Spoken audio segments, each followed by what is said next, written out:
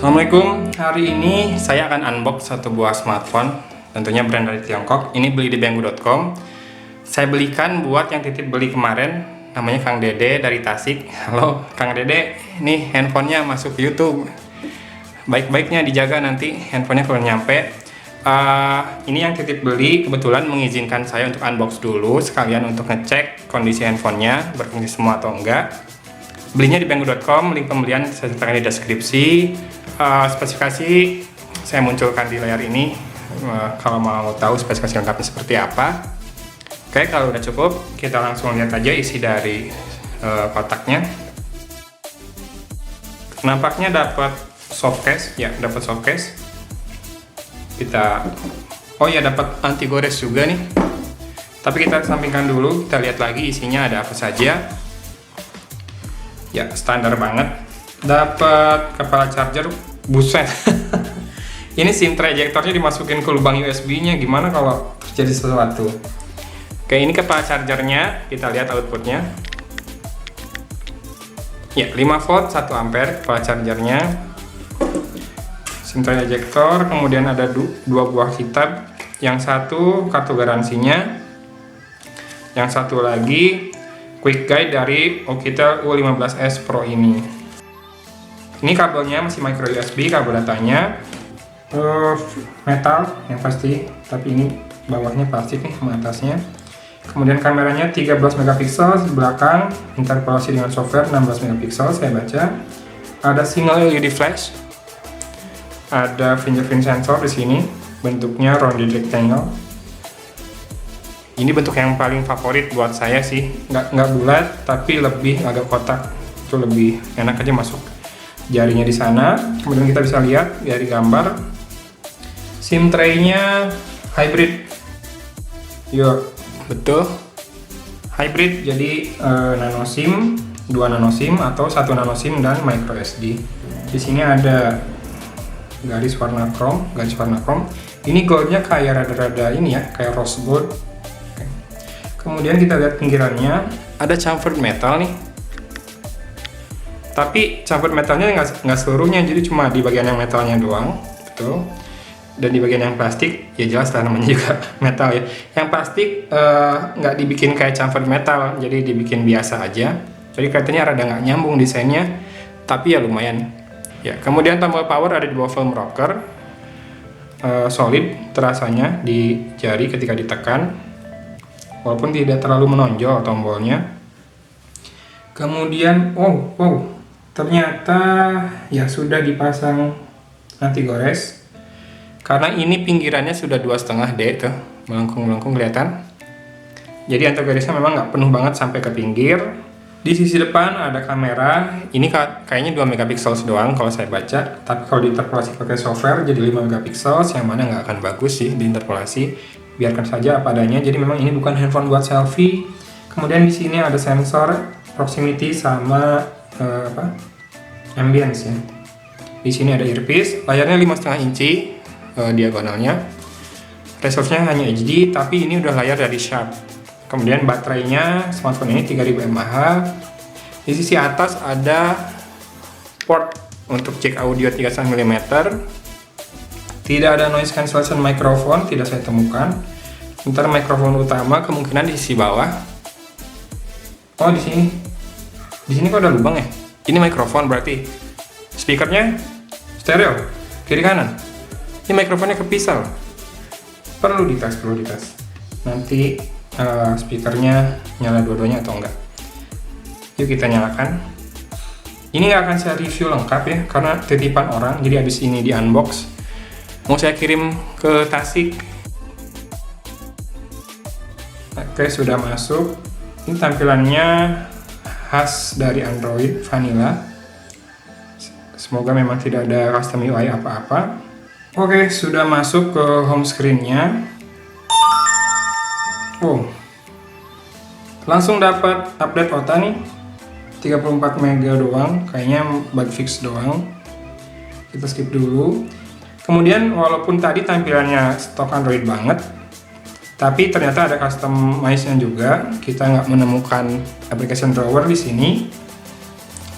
Dan untuk notification juga toggle sudah digabungkan dengan jendela notifikasi, dan jadinya inilah terjadi kelihatan perbedaan antara tampilannya yang sudah dikustomisasi. Ya, layarnya menyala, barusan saya tekan fingerprint scannernya. Responnya sedikit lambat, tapi masih bisa diterima. Smartphone ini udah pakai Dido OS, jadi walaupun tadi tampilannya seperti stok Android, sebetulnya ada custom UI-nya namanya Dido OS. Versi Dido OS-nya sudah versi 7.0. Kemudian ada informasi 8 inti prosesornya. Ini bagus nih kelihatan. Jadi ada grafiknya, jadi aktivitas dari masing-masing inti atau masing-masing core bisa kelihatan di sini. Nah, informasi RAM-nya 4 GB. Bener 4 GB. Internal storage-nya 32 GB. Masih marshmallow, betul. Ini ketebalannya lumayan tipis kita bandingkan dengan Huawei. Ini Huawei Honor 8 yang ketebalnya 7,5 mm. Kayaknya sama deh tebalnya. Karena memang baterainya 3000 mAh. Kalau ukuran zaman dulu udah gede, kalau sekarang kayaknya terasa kecil ya, karena udah banyak yang 4000 mAh baterainya. Dari pinggir layarnya masih jelas kelihatan, layarnya udah sharp loh. Seperti biasa kita masuk ke kamera 13 megapikselnya.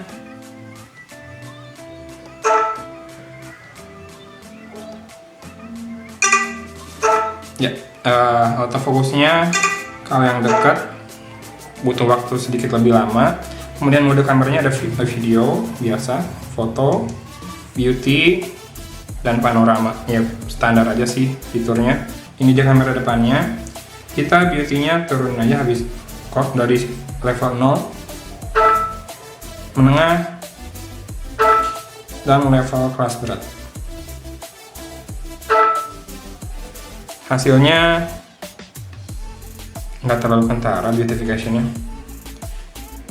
Kemudian hasil yang kamera belakang tadi lumayan di sini indoor tapi lumayan terang. Kalau saya perhatikan sih ketajamannya nggak terlalu bagus, tapi ya apa yang bisa diharapkan dari handphone sekitar $100 kayak gini. Nanti harus dites banyak-banyak di kondisi low light sama di outdoor. Nanti aja sama Kang Dede ya. Saya unbox doang aja. Kemudian tadi yang saya penasaran kan ini ada 2 lubang speaker, apakah berbunyi dua-duanya?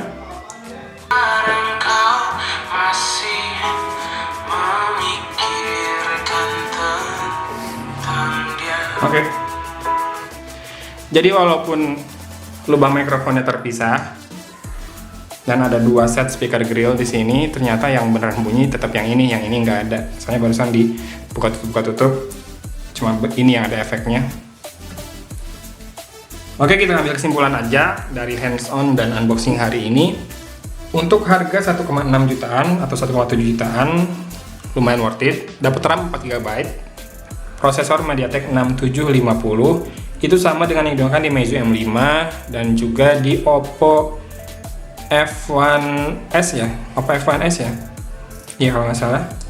Di harga Oppo F1S sekitar 3-4 juta. RAM-nya 4 GB, cuma dia storage-nya 64 GB, ini storage-nya 32 GB.